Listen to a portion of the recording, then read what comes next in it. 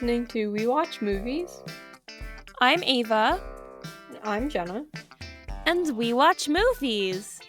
So this week, we watched Free Guy. It's not like we watched something last week. We kind of did, but then we didn't. We've been really bad at posting. But this week we watched Free Guy, and I promise we'll make it worth your while. So actually, I saw Free Guy like 3 weeks, or not 3 weeks ago, 3 times in theaters. And Jenna just saw Free Guy once for my birthday, which is why we didn't post last week, because it was my birthday and I didn't want to. But yeah, so Free Guy. Thank you, Jenna, for your celebratory noises. Anyways, so Free Guy is basically, it's about this game NPC character who becomes self-aware and comes to life and falls in love with one of the game's creators, and the game's creator is like trying to sue the distributor because they stole her code. And they have to go on a bunch of wacky antics and everything.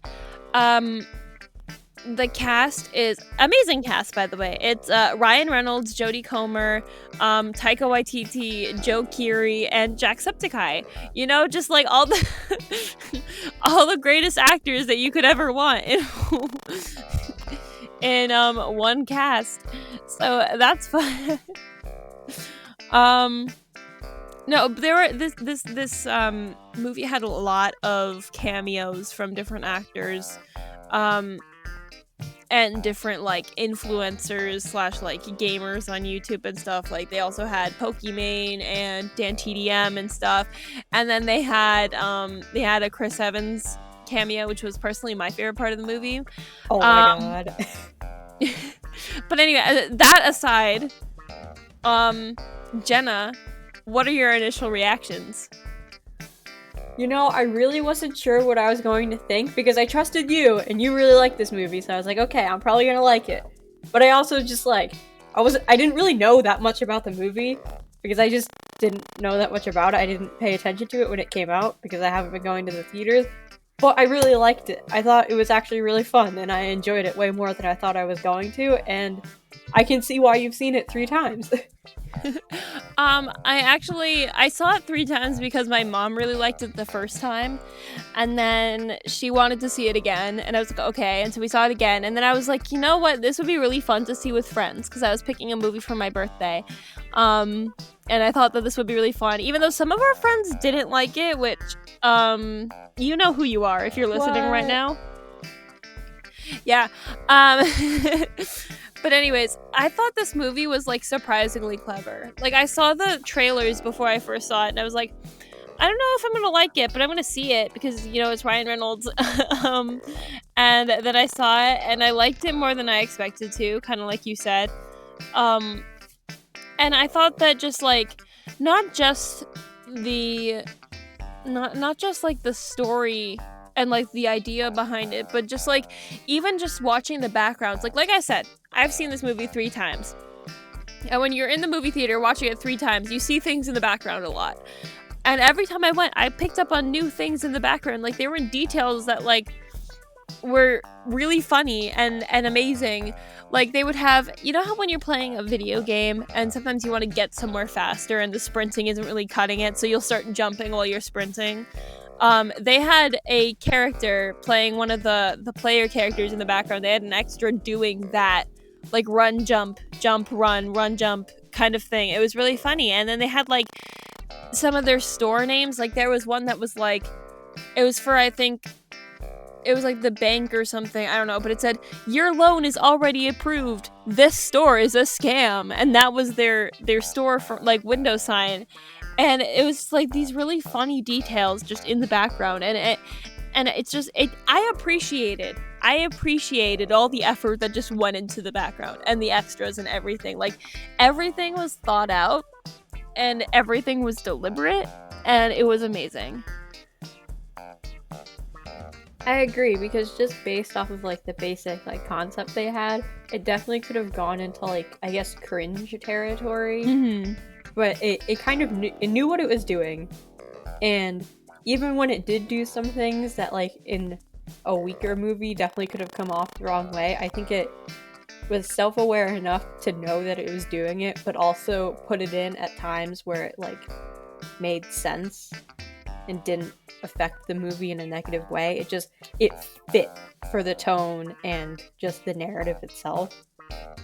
Yeah, it's like the things that would have been cringe for like some normal person to do or something, like when a gamer does one of those things that's cringe to like other people. When they did it in this movie, it was deliberate and it was self-aware and it was ironic, which is why it was funny. If they did it unironically, it would have been cringe. And then, you know, like you have Taika Waititi's character, he played Antoine, and his entire character was like cringe, and it was supposed to be cringe. So that's what kept the movie from being cringe. Like, when a movie makes something cringy and it's not supposed to be cringy, that's when the actual movie becomes cringy, you know? But no, I totally agree. I think that this movie was it did a really good job of balancing that, and playing off of the cringe to its advantage. And to go back again on what you were saying about all the small details, I definitely appreciated that, because it definitely felt like people like put time and effort into thinking about, okay, we're making a movie that has a lot to do about video games, so they just went beyond like the normal things that we always see like people talking about when they talk about gaming, and like it felt more sincere than just like, let's put in like all the Fortnite references because that'll get people in the theater. Like, no, they didn't do that. So I definitely appreciated that as well. Yeah, it didn't feel like a cash grab or anything. Even with all the what is it called, cameos and everything. I mean, there was a lot in there that was probably some degree of fan service. I'll say that, but it knew what it was doing about it, and it was like they brought in influencers and everything. Well, not like influencers, I guess. They're just like gaming creators and everything, and all this stuff, and like the other actors from other shows, like they had Chris Evans in that one bit, and it just made it feel more developed, I guess. It felt, because it was also like, hey, we're in this real world. This is how real people behave. This is something that real people do. And I like it when movies acknowledge stuff like that. Like when movies acknowledge, I mean, not so much like when they break the fourth wall, but I mean, I know this one kind of did, but like when movies are acknowledging the fact that like people who play video games and stream them on the internet is like a job now. There are a bunch of people who do it and they make like real money off of it. Like there's always like, oh, I'm a journalist. Oh, I'm a doctor. And like it's like the most basic jobs that like end up actually being shown, and they're not like the most played up jobs in the actual media, which is I don't know. I feel I kind of appreciated that, I guess. Yeah, like I can forgive the fan service in this movie, because it like with a movie like this, it was definitely warranted, and if anything, like it paid off.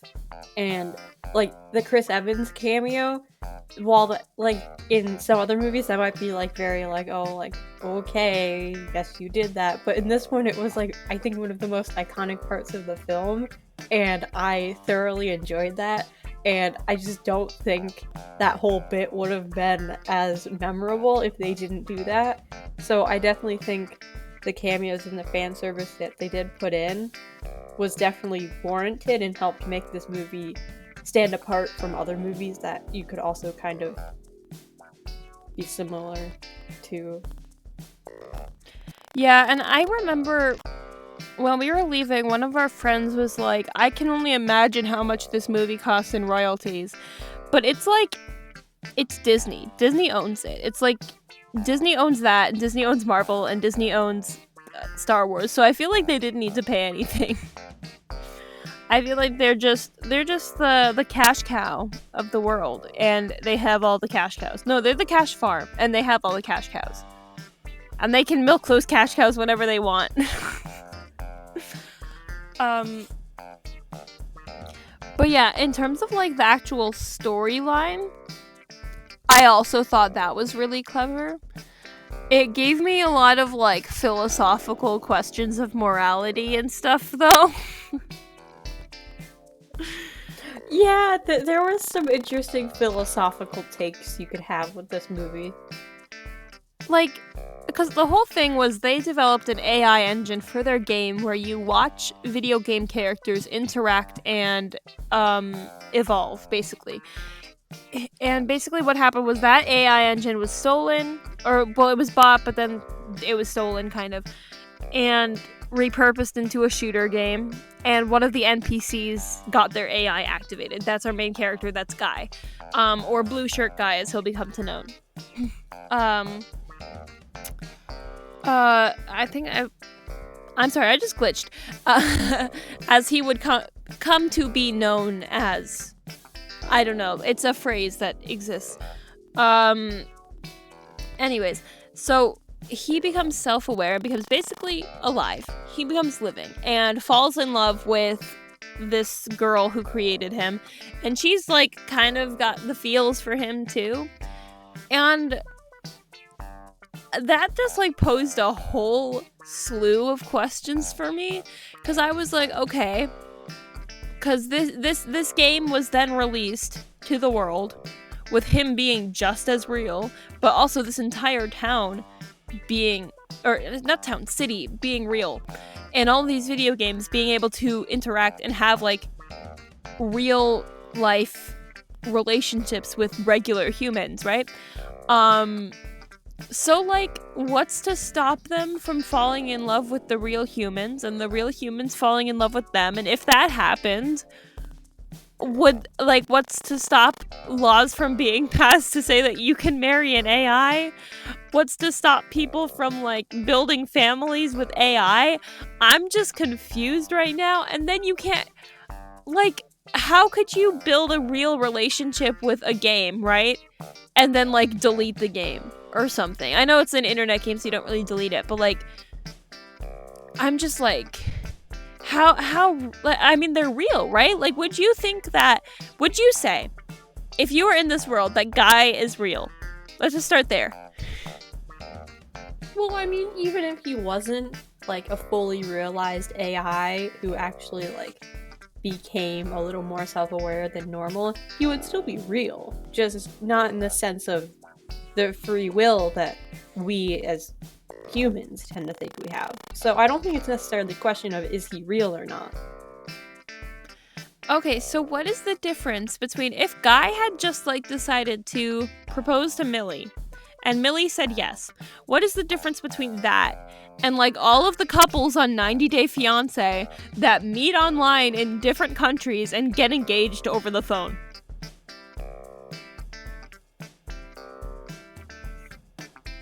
I'm thinking about different things. So, I mean, the robot revolution is coming, and if they can make self-actualizing AI, then they could probably put that AI in a robotic body. So, like, they could extract Guy from the game and put him in a robot. I mean, he is lines of code. And then I'm sure there's a flash drive big enough for him. and then he could actually be he could actually steal Millie from Keith. Hey, you know, sometimes it's you, your partner, and your flash drive boyfriend, Dave. No, but like, I remember when I was little and I had The Sims. I was way too attached to The Sims. I was attached to my Sims, and they weren't AI or anything. So I'm just thinking, if I were a kid and I had the ability to go onto a game and make actual friendships with video game characters, I would get way too attached. Yeah, I mean, that is a bit of a concern. I didn't really think of that. But one could argue that we already do that. It's just kind of a one-way relationship. I mean, So true.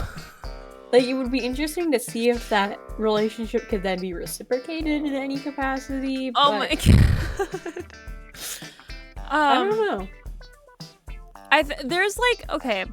There's this a thing that kind of posed the same questions for me was there's this thing that people can create. It's like a mental thing. People call it a tulpa.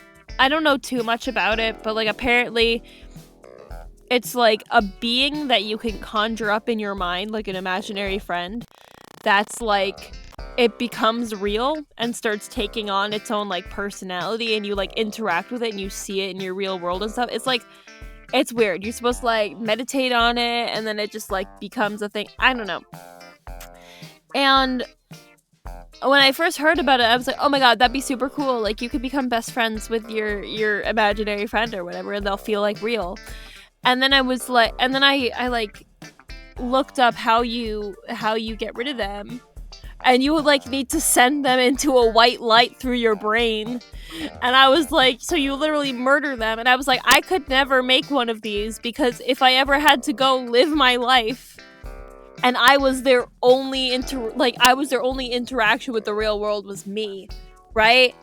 I would never want to kill them. And I would cause too many problems for myself if I created one of these entities, right? And I feel like I would have fallen down a similar issue if this game existed in real life for me.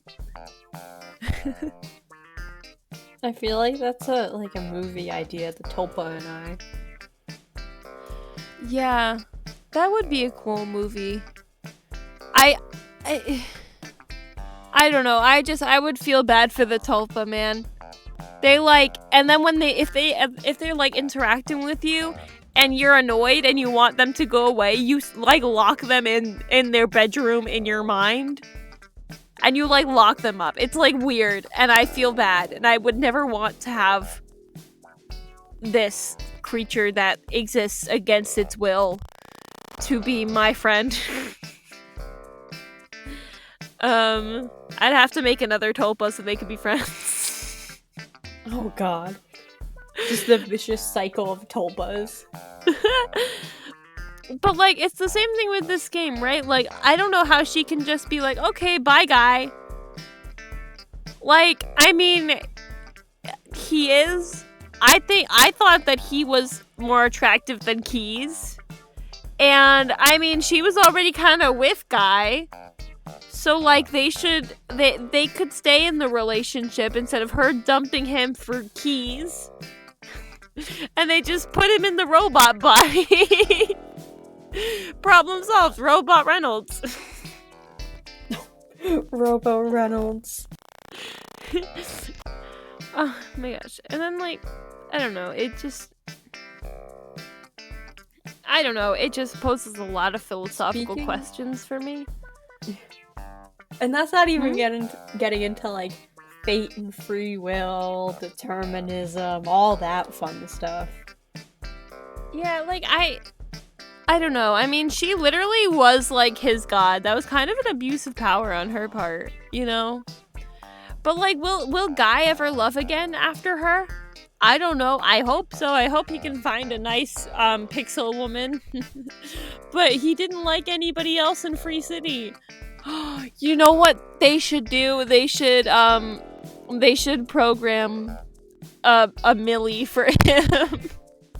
No, okay. If you want to talk about ethical like philosophy and all that stuff, I think that takes it a bit far, Ava. No, but they programmed him to basically be the Keys, right? They programmed him to be in love with Millie. So they could program another character to be like Millie. So that he doesn't have to be lovelorn. That was his whole thing. His whole character was that he could never be with the woman that he loved. Just he needs to go live his life alone forever, and he's gotta live forever because he's pixels, which would be another thing. Like, you become friends with these video game characters and they don't age, but you do. That'd be kind of awkward. Well, I mean, unless that's part of their programming now that they age. But do they die? I mean, they could probably, like, simulate dying and then their code would start over again.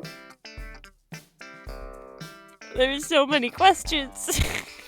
And I don't even know how any of this coding stuff works. I don't understand But they AI wake that up, well. They respawn. They have respawning. Respawn.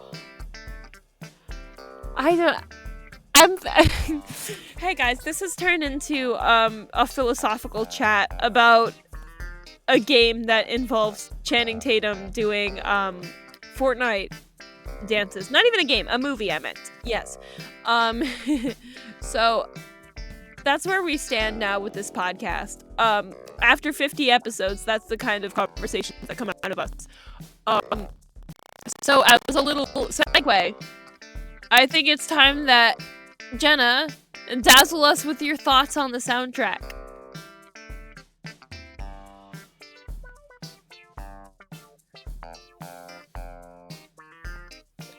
Okay.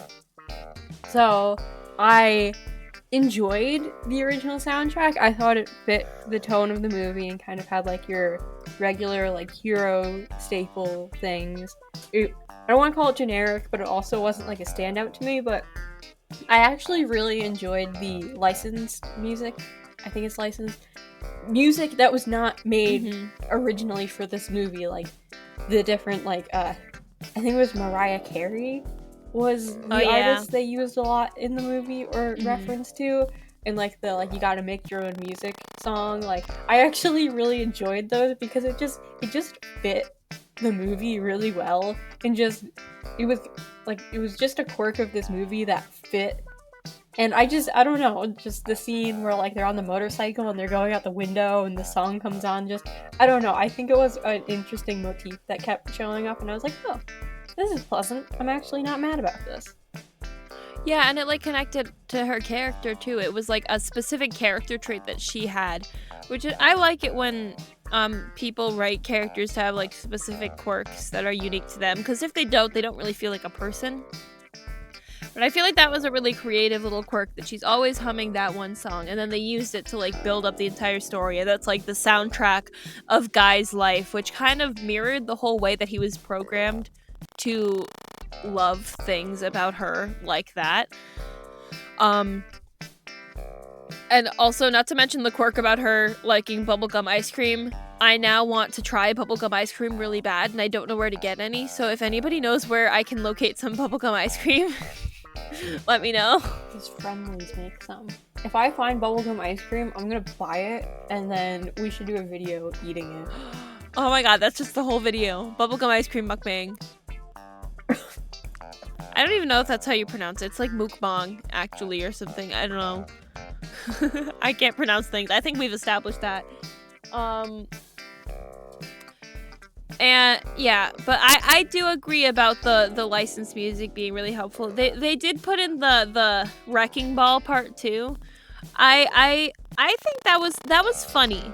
It was funny. I don't know how much it, like, actually added, but besides humor, but it was funny. It was very brief though. Honestly, I thought the wrecking ball thing was kind of funny. Yeah. I don't know what that says about me, but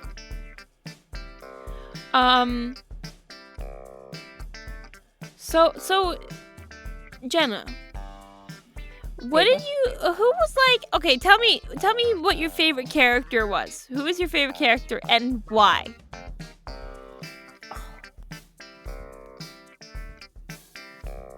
this isn't my favorite character, but I really like the barista and also the one, like, female NPC who, like, the guy was like, you know, you could do so much better than him, and then The bombshell? They were like, yeah, the bombshell memoir about. Anyway, that was really fun, but I don't know. I actually liked all of the characters. I don't know if I can pick a favorite.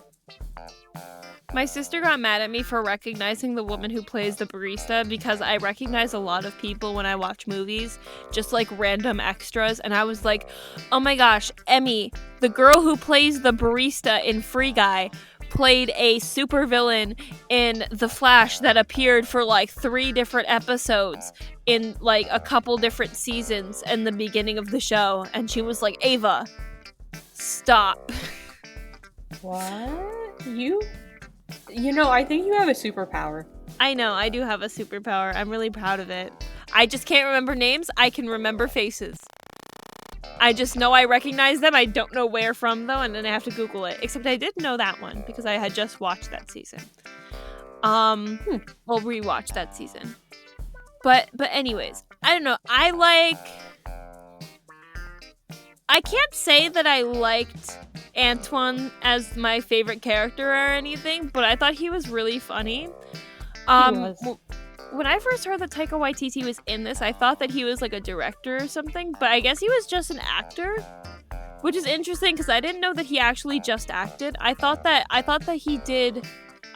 he acted in the movies that he directed. So that was cool. I really like Taika Waititi. He's like really funny. I thought that I wouldn't have put it past him to have directed this movie because his movies are great. And I guess I kind of got some sort of Ragnarok vibes. But even as not, I know him more as not of an actor, but in both acting and directing and stuff, he's very talented.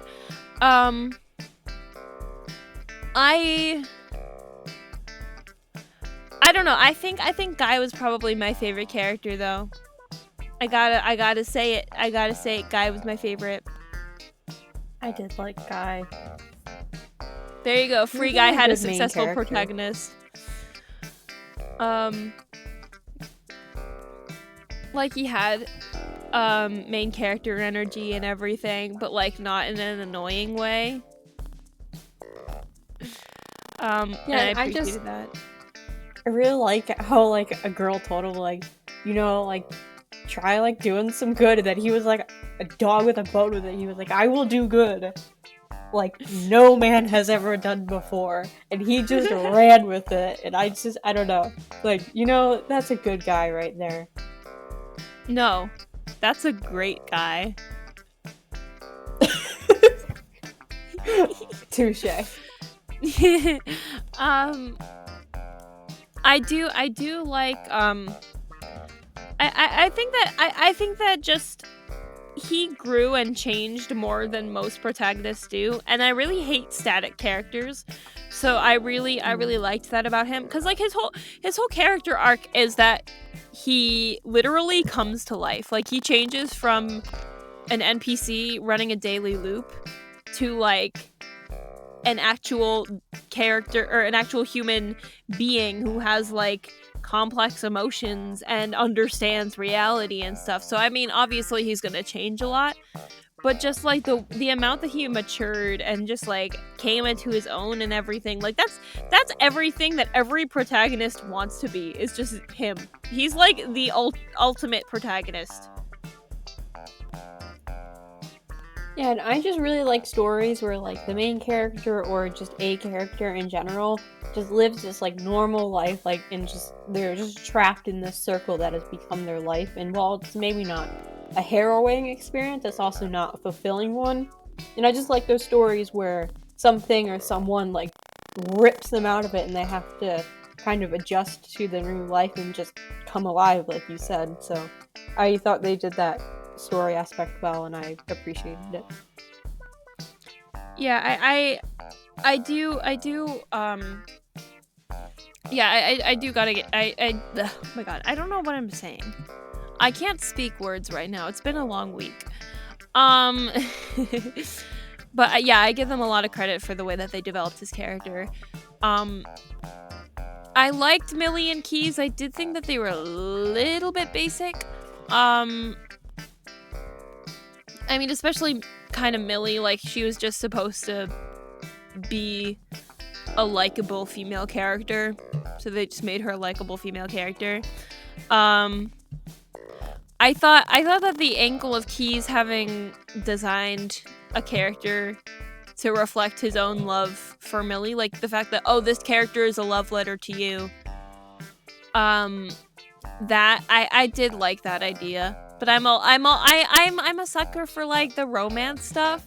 I know that I have a friend who told me the one thing that she didn't like about this movie after my party was that the romance didn't she wasn't comfy with the romance. But I like romance, so I thought it was cute. But I think Keyes can do better than somebody who wanted a video game character over him. On the topic of the romance, the scene where they kiss, I was sitting between two people, and throughout the whole movie they would whisper things to me, but they kept whispering like the same thing without like consulting with each other. So literally during the scene where they kissed, one of them turned to me and was like, yes, they found the button, and the other person sitting next to me did the same thing, and they kept doing that throughout the whole movie. It was really weird. Yeah, no, I thought that scene was really funny.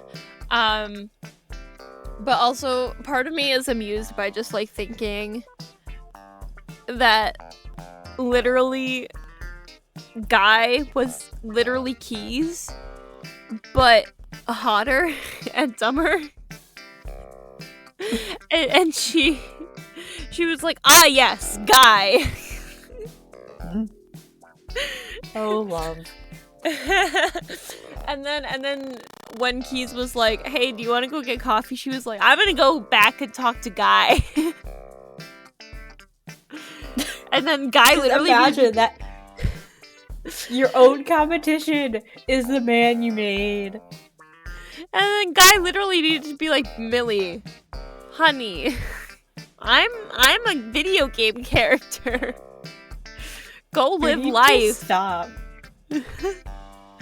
Somebody else likes you, I promise.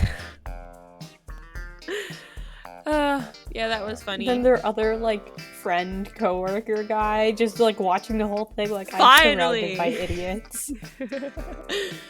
Oh my god, I didn't like him at first, but I don't understand why he was like, he wasn't like, oh, Keyes is my boy, until after Keyes got all fired and stuff. I guess he just wanted to keep his job. What? I mean, in this economy, I don't blame him if he wanted to keep his job. But literally, he went into the server room and Antoine grabs an axe and he goes, where are the servers? And he was like, oh, they're these ones. He should have just been Antoine's got an axe. He's like, Antoine has an axe. Like, what do you think he's gonna do with that axe, honey? Like, just say, I don't know which ones. I don't know which ones are side. Freezity. Antoine had an axe. But everybody knew that they were there. I mean, he could have ran out of that room, and Antoine wouldn't have been able to kill him without everybody knowing that Antoine ran in there with him with an axe. So, I mean, Antoine's cringy, but not stupid. That is true. I think they literally said that in the movie. Oh my gosh, you know what I was thinking about of somebody who should have been in this movie but wasn't, but should have been? Who? Game Theory. You're Matt so Patch should have right. been in this movie. He should have been like, oh, is Blue Shirt Guy actually an AI? Or who is Blue Shirt Guy? And then it should have been like, but that's just a theory. A game theory. And that would have been such a great addition. You're right. It would have fit. It would have fit so well. You're right. I mean, like, they have like Dan TDM there, which, by the way, he has not aged. I watched him when I was little, and he looks the same, which is kind of jarring to me. Like, it's ridiculous. I remember him in his little like lab thing. I don't remember what his villager's name was. I remember his dog made of bones was like Grim or something, and he used to do those like mod reviews or whatever, and I would watch the hecky out of those videos, in like 3rd grade or something, and I would be young. and I am now a senior in high school, and he looks the same? Question mark? What kind of witchcraft is this, Dan TDM? What is your skincare routine, sir? Doesn't he have like a kid now or something?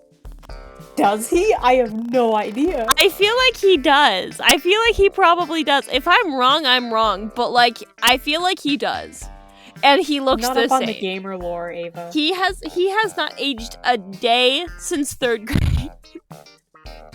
My 3rd grade, not his. I'm Googling him now. But no, back to Matt Pat. I'm salty that he wasn't in this, because that would have been a perfect insert. And then they could have done Matt Pat could have done a theory on it, for film theory in like his actual world. And I feel like he would have been so excited to be in a movie like this. Like, you don't. Oh my god, he would be so excited. That would have been so great. And he live streams too. He could have been doing a GT Live, playing Free City, when the whole thing went down. I mean, it would have been perfect. Why was Matt Pat not in this movie? You guys do better next time. Put Matt Pat in every movie. Okay, maybe not every movie, Ava. It escalated a little bit there. Like, every movie could have like a intermission, but then the intermission is just a movie theory video about the movie that you're watching. No, I think that Matt Pat should just get a cameo in every movie. The Stan Lee of our time. What did you find on Google, by the way? He had a son last year. I told you! He has a kid! I did not believe you. I just couldn't believe that it happened.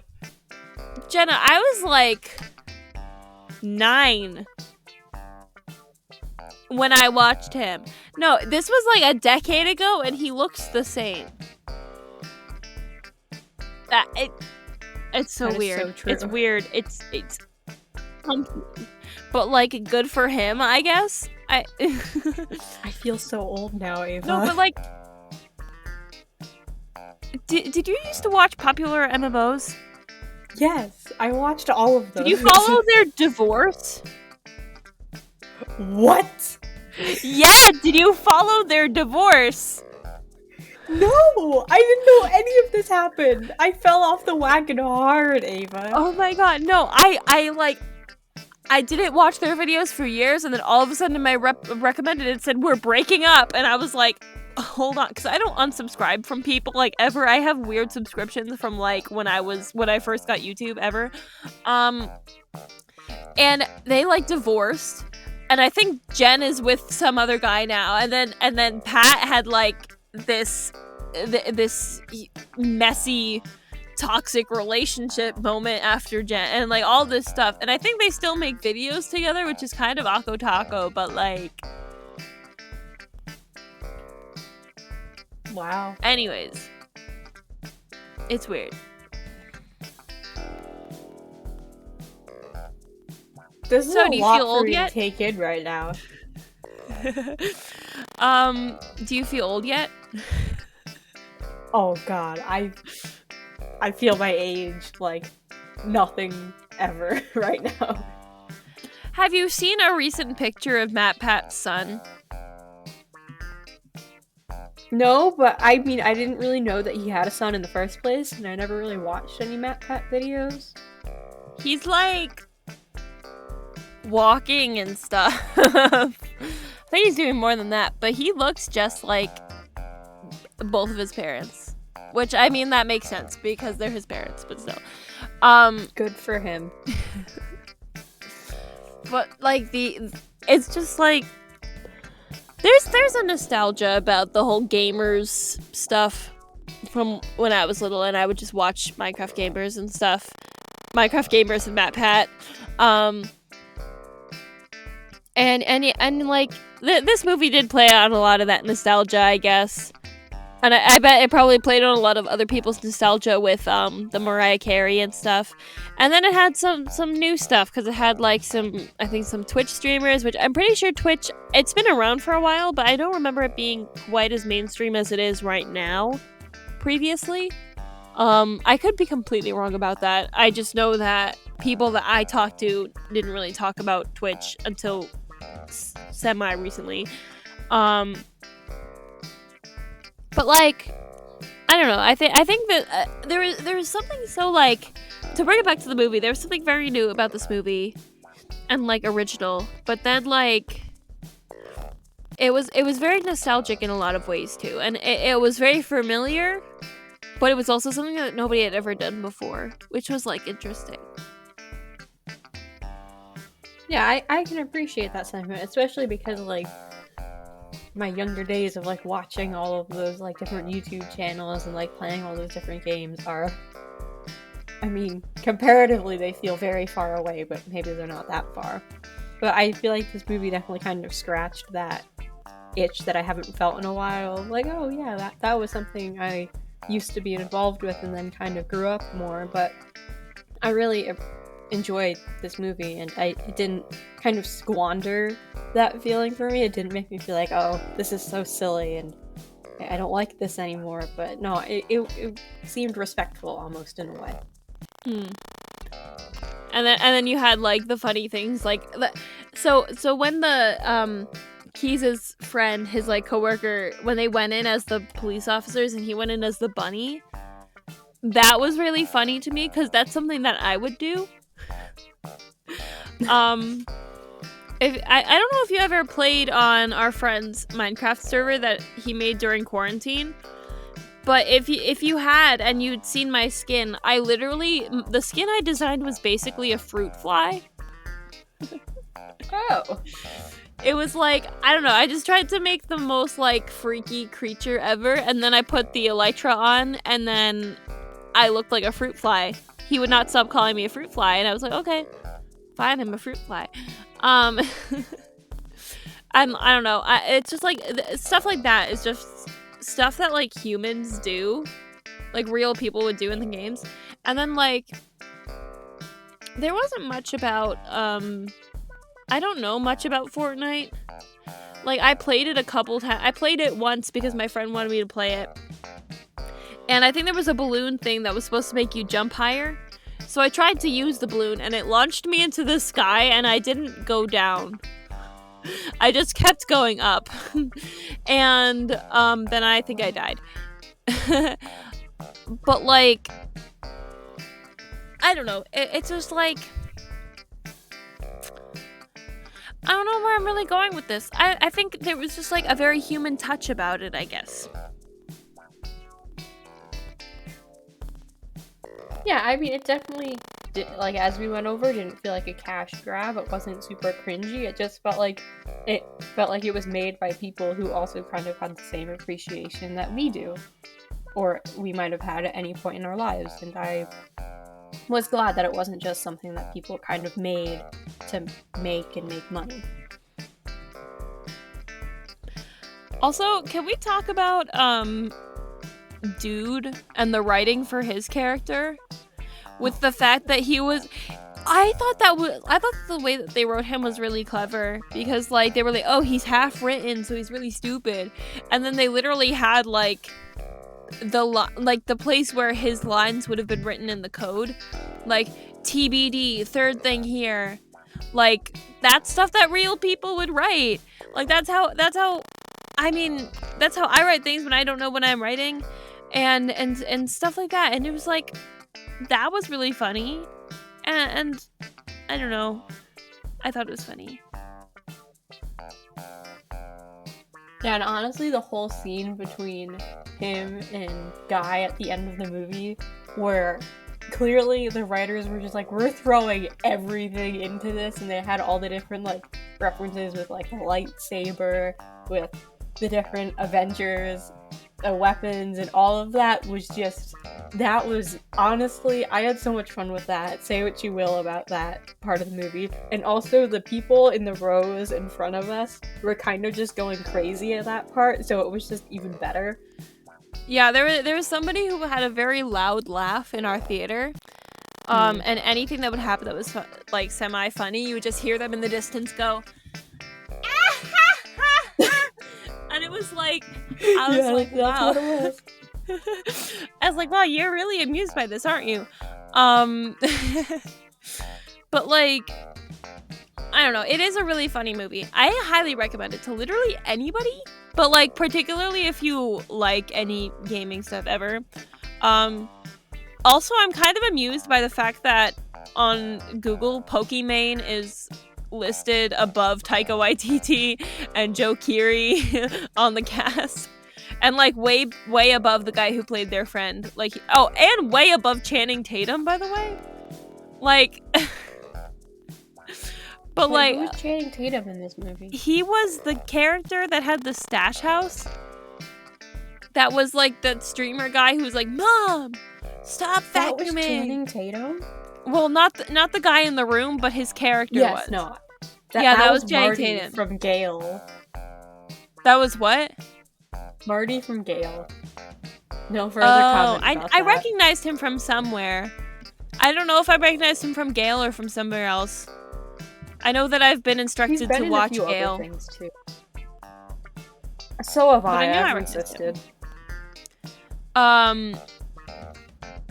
Oh, he was in a series of Unfortunate Events and Stranger Things and Jurassic World. Okay, yeah, there's a lot of things I would have recognized him from. But anyways, yeah, the fact that Pokimane is third on the cast list. Yeah, that and also the fact that Jodie Comer's character is listed as Molotov Girl.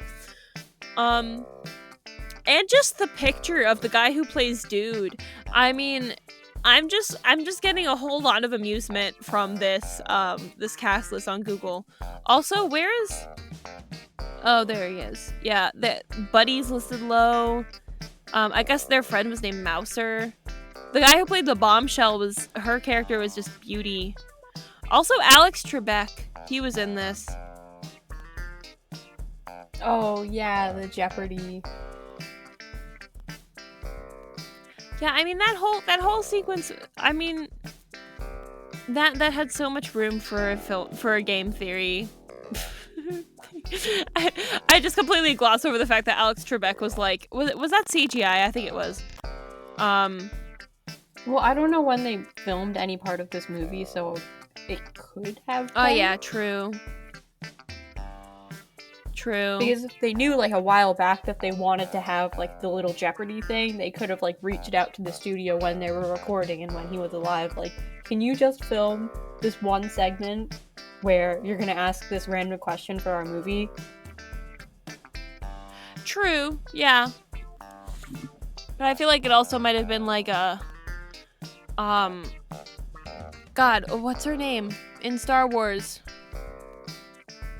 They CGI'd her face for like one of the Star Wars movies. Oh, Leia. But yeah, the actress, I can't think of her name. Okay, wait, hang on. Oh, like Carrie Fisher? Yes, thank you. Yeah, but like, I feel like it was CGI. My gut is telling me that it was CGI. It kind of looked a little wonky, so I was like, But yeah. Anyways, that aside, I think we talked basically about most of everything that we should have talked about. Do you think so? Do you have anything that we didn't cover? No. Oh, I wanted to say... I still can't find any bubblegum ice cream. I wanted to say that I